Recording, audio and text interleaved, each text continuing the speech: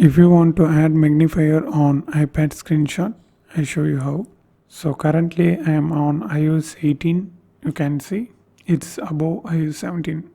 Now just take a screenshot, side button and volume up button and open that.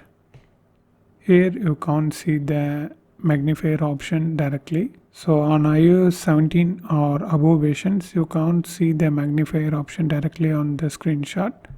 So the thing is very simple.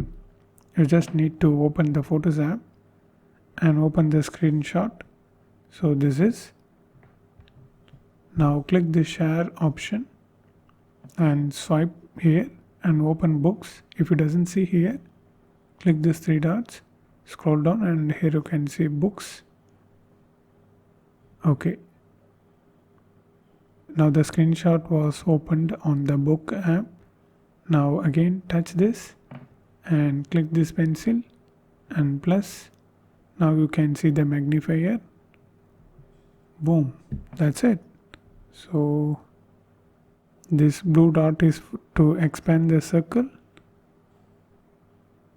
and this green dot is for increase the magnifier lens, just like that.